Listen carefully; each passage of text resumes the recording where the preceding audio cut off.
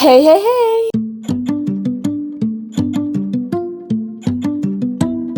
J'espère que vous allez bien, moi ça va super méga giga bien. On se retrouve aujourd'hui dans une nouvelle vidéo. Encore une fois, un point lecture, mais je vous l'ai dit, ça allait un peu s'enchaîner parce que j'ai beaucoup lu et j'ai oublié de vous faire les points lecture en fait tout simplement, ou je n'avais tout simplement pas le temps. Si la luminosité a changé, c'est normal, j'ai une nouvelle ring light qui a été offerte par mon chéri parce que j'avais cassé l'ancienne. Je vous avais déjà montré en fait, j'utilisais des lumières de photographe et il m'a racheté une ring light voilà, pour me faire une surprise, donc merci.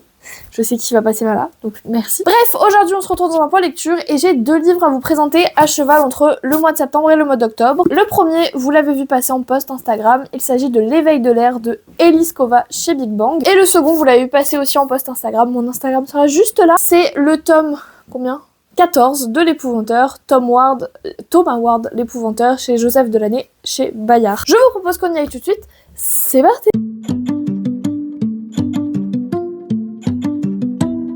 Pour rappel, c'est des livres que j'ai lus il y a très longtemps, donc je vous demande d'être indulgent si jamais le résumé n'est pas super. Voilà, malheureusement je pense que le résumé va être un petit peu chaotique. Bref, L'éveil de l'air de Elise Kova. Ceux qui ne se rappellent pas, Elise Kova c'est une autrice que j'affectionne très particulièrement. C'est notamment elle qui a écrit la saga Married to Magic, dont le tome 4 vient de sortir et qui m'a aussi été offert par mon chéri. Alors, c'est assez drôle, mais les 2 seuls livres qu'il m'ait offert, qui soient pas des livres de cours, parce qu'il m'a déjà offert un livre pour mes cours, bref, on s'en fout, ce sont que des Elise Kova, et je trouve ça drôle et à la fois mignon, parce que je porte un attrait très particulier à cette autrice depuis avant même de le connaître, en fait. Depuis que je le connais, il m'a acheté 2 livres, et les 2 seuls livres qu'il m'a acheté, c'est des Elise Kova, donc bref, je trouve ça trop mignon. Nous allons suivre Vala.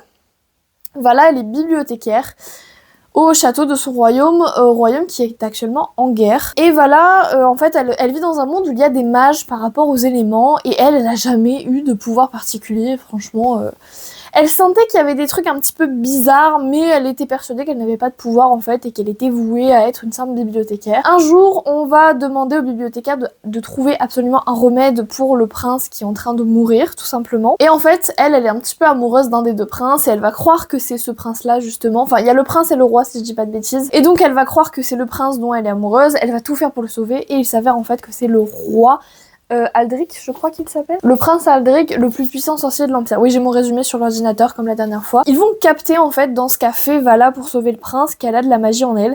Sauf que Vala lui a toujours dit qu'il ne faut pas s'approcher des mages, que les mages ce sont des êtres dangereux, ils sont un peu rejetés de la société, ils sont bien utiles pour gagner la guerre mais pas de trop près non plus, bref. Et donc Vala on lui a répété qu'il fallait se méfier des mages, et le jour où on va lui dire veux-tu intégrer l'école des mages, parce que en plus de ça c'est une mage assez particulière. Je vous fais pas le pourquoi du comment, mais en gros, on la trouve plus trop. Et du coup, on va un peu lui mettre la pression pour lui faire accepter. En même temps, il va y avoir des embrouilles politiques à la cour parce qu'elle va se rapprocher du coup du prince qu'elle a sauvé. Et il y a énormément de machinations politiques qui sont en rapport avec la guerre et le fait que les 2 jeunes princes, en fait, sont un petit peu... Enfin, la cour veut les renverser en quelque sorte, et puis... Voilà, il y a plein de machinations politiques autour de ça. Et nous, on va suivre donc Vala. Je crois qu'on n'a jamais le point de vue d'Aldric, hein. Donc on va suivre que Vala. Et voilà, j'ai adoré cette lecture et ça me conforte dans l'idée que j'adore Elise Kova et ses univers tout simplement. Alors c'est jamais des univers incroyablement denses, quoique. Mais là vous voyez la magie des éléments, c'est pas non plus une magie qui est peu commune, qu'on trouve assez souvent dans les livres en fait. Donc c'est pas quelque chose de hyper... pas commun. C'est pas une critique, c'est juste que c'est comme les mythologies autour du panthéon grec, voilà, c'est assez commun, même si à chaque fois, très souvent, l'auteur y met sa patte et donc c'est hyper intéressant. Mais du coup, c'est ce que je dis, c'est le fait qu'elle y mette sa propre interprétation de cette magie des éléments et surtout l'histoire qu'elle donne à cette magie des éléments. On est sur des histoires de génocide, on peut pas appeler ça on peut pas appeler ça autrement, tuerie de masse de certains types de mages, des guerres qui ont créé des territoires avec des types de mages différents qui sont venus se réfugier, enfin vraiment, il y a toute une histoire autour du fait que les mages, avant d'être reniés un peu de la société, avant ils étaient présents partout dans la société et c'est un événement qui a tout fait basculer. Je sais plus qui l'explique à Vala pour être très honnête avec vous, je ne m'en souviens absolument plus. Mais je me souviens qu'il y a un long chapitre où on nous explique tout ça. C'est pas du tout lourd à lire, et en plus de ça, au-delà de ça, c'est aussi Vala qui va l'apprendre parce qu'elle lit, bien évidemment, elle est bibliothécaire, je veux dire. Voilà, elle est bibliothécaire, je veux dire, les livres, ça fait partie de sa vie intégrante.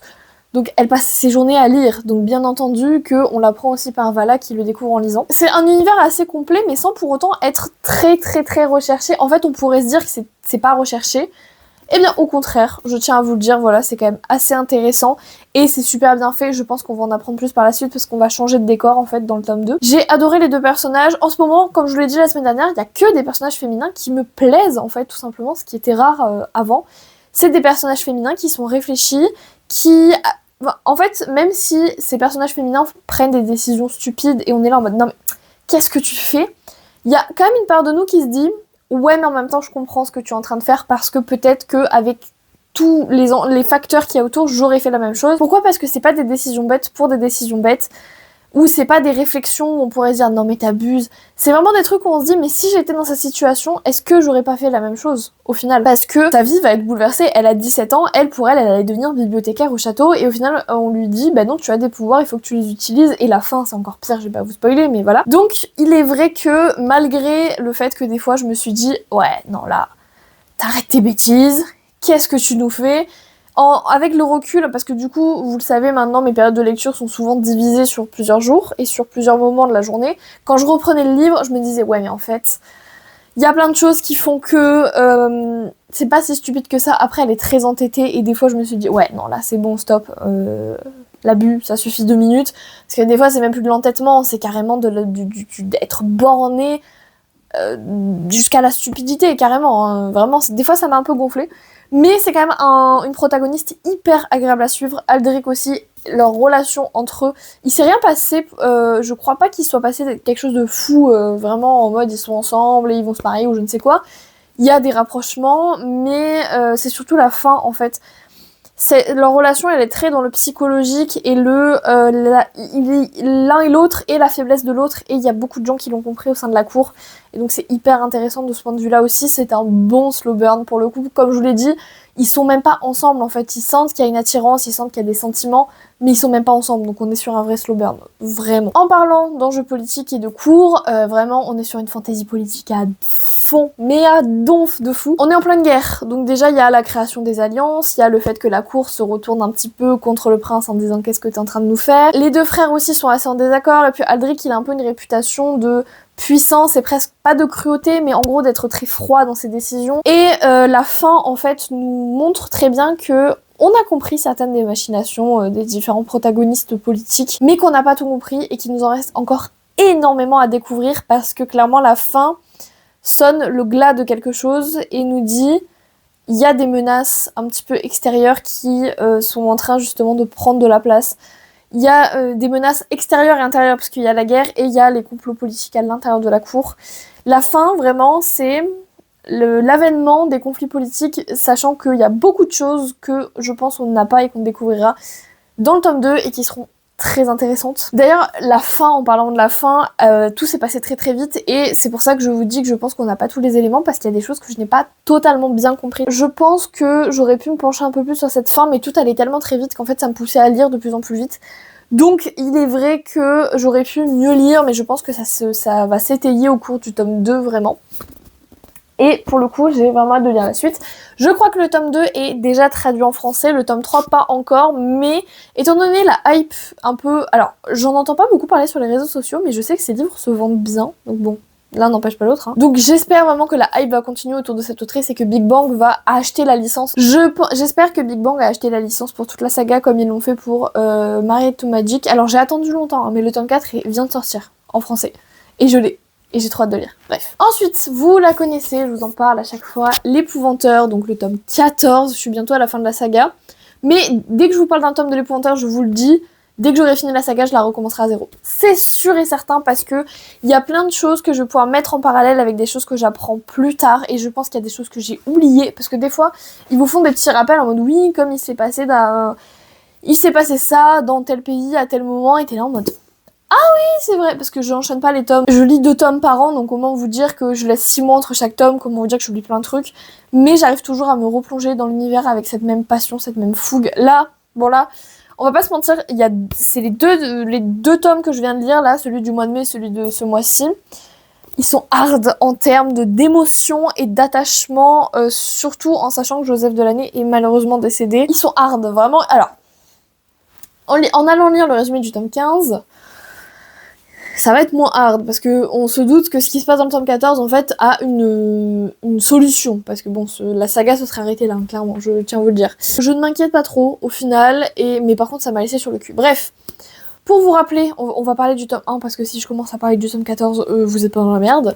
Nous sommes dans un pays qui ressemble énormément à l'Angleterre, qui s'appelle le Comté, dans lequel il y a des créatures de l'obscur, sorcières, gobelins, démons, tout ce que vous voulez. Enfin, démons pas tout de suite, mais sorcières, gobelins, tout ce que vous voulez, qui sèment un peu la terreur dans les villes, et du coup il y a des épouvanteurs, c'est un petit peu la police de l'obscur qui est chargée de s'occuper de ceux qui dérangent les humains. S'ils font rien, on va les laisser dans leur coin, hein, clairement. Mais s'ils viennent déranger les humains, l'épouvanteur est là pour les capturer, les détruire, tout ce que vous voulez. Nous, on va suivre Thomas. Tom, il appelle plutôt Tom. Là, il y a marqué Thomas, mais franchement, c'est Tom Ward. Hein. C'est un 7ème fils de 7ème fils, donc ça lui offre des capacités pas de médiumnité, mais comment pourrais-je dire, de sensibilité plus accrue, qui permet de faire de lui un épouvanteur. Et il va devenir l'apprenti de John Gregory, et donc on va suivre leurs aventures, parce qu'il va se passer énormément de choses jusqu'au tome 14, vous vous en doutez. Et donc là, nous suivons Tom en tant qu'épouvanteur, parce qu'il n'est plus apprenti, voilà, tout simplement. Je peux pas vous en dire plus sur les événements du tome 14, ce qui me semble assez logique. En fait, ce tome prend un tout autre tournant par rapport au reste de la saga, étant donné les événements du tome 13, même les événements ici, hein, au final. J'ai trouvé ça super intéressant. En fait, il y a une réutilisation d'une menace qu'on a vue au tome 13 ou 14. En fait, il y a un tome où on s'est détaché complètement de Tom pour aller complètement ailleurs, mais on n'a pas parlé de Tom, de l'entièreté du tome, justement. On n'a pas parlé de Tom Ward et de l'épouvanteur pendant tout le tome. Il y avait Grimalkin, donc qui est un personnage assez récurrent pour ceux qui lisent la saga. J'ai tout simplement été coupée par le fait que mon micro n'avait plus de batterie. Ouais, c'est bon. Du coup, j'ai juste le temps de le recharger, du coup, j'ai préparé d'autres vidéos à côté. Du coup, je vous disais que dans un tome 13 ou 12, je sais plus exactement, mais un tome pas si éloigné de ça, on découvrait un petit peu, en quelque sorte, une nouvelle menace pour le comté. Et en fait, ce tome-là va être la mise en œuvre de cette nouvelle menace. Ça l'était déjà dans le tome d'avant, on commençait à comprendre. Là, on est vraiment dans le concret, on comprend enfin quelle va être cette nouvelle menace et ça va être super, je pense, la suite. Là, de toute façon, je vais attendre le mois de mai pour lire la suite, mais je pense que le développement de cette nouvelle menace va être vraiment très intéressant et va beaucoup me plaire, en tout cas je l'espère. Cette nouvelle menace s'accompagne de la création d'un nouvel univers avec des divinités, avec des coutumes, avec des traditions, avec une hiérarchie sociale. C'est juste incroyablement passionnant. C'est ça que j'admire dans les œuvres, en tout cas celle-là de Joseph Delaney, parce qu'il avait fait aussi Arena 13 que j'ai pas lu, mais en tout cas dans l'épouvanteur, c'est cette construction, cet empilement de couches d'univers qui donne un univers complet. Et en fait cet empilement de couches se fait de manière très naturelle, c'est tout simplement qu'une nouvelle menace arrive au fur et à mesure pour Tom et son maître. Et donc c'est ça que je trouve absolument passionnant, c'est vraiment cet empilement de divers univers, etc. qui est super intéressant et qui donne vraiment du corps à cette saga et de la structure. Et c'est le fait que surtout, quand on a l'impression que ce soit fini, en fait ça ne l'est jamais réellement, mais ça se fait toujours de manière assez naturelle. Il y a toujours un temps de pause. On a l'impression que c'est hors d'haleine, mais en même temps, pour enchaîner les tomes, on peut pas faire un tome complet qui est juste une pause. Il faut vraiment que ce soit, qu'il y ait de la vie et de l'action. Ça a été un peu le cas d'ailleurs avec le fait qu'on quitte complètement Tom et l'épouvanteur. Ça nous fait un petit peu une petite pause parce que du coup on entrevoit ce que va être la menace, mais Tom et l'épouvanteur n'y sont pas confrontés directement parce qu'il se passe d'autres choses en même temps.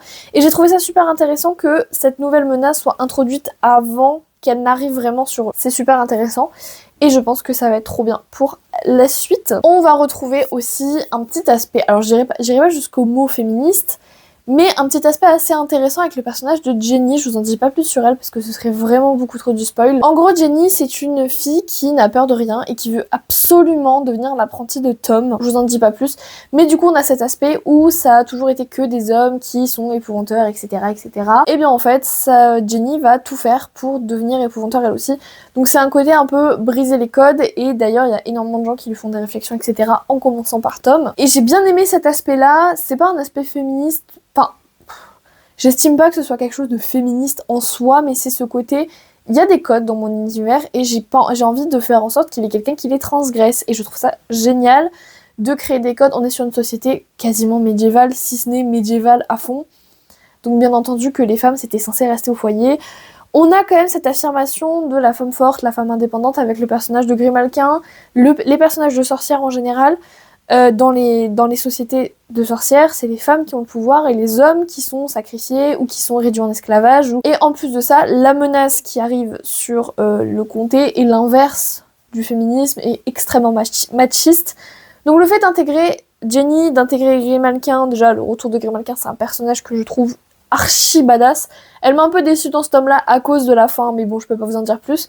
Mais du coup le fait d'intégrer cette petite dose de j'ai envie de transgresser les codes que j'ai donnés à mon univers, sachant qu'il y a vraiment cette opposition entre société des hommes et société des sorcières, où les sorcières c'est des femmes indépendantes et il n'y a pas besoin d'hommes dans l'histoire à part pour procréer et basta des oi. Et bien évidemment cette fin qui m'a laissé sous le choc, mais comme je vous l'ai dit, le tome 15 laisse sous-entendre que en fait cette fin n'est absolument pas définitive et ne marque pas du tout la fin de la saga. En fait la saga ne se terminera pas comme telle. J'ai vraiment hâte de lire la suite, mais comme d'habitude je vais patienter parce que c'est une discipline que j'ai maintenant depuis 7 ans et que ce serait vraiment très bête de lire le tome déjà au mois de Noël. Je vais pas aller lire ça, on est bien d'accord, ça je l'ai lu au mois d'octobre. Et en plus de ça, oui parce que je vous tourne cette vidéo quasiment 2-3 jours de sa sortie, donc en soit bon. Et en plus de ça, qu'est-ce que je voulais dire ?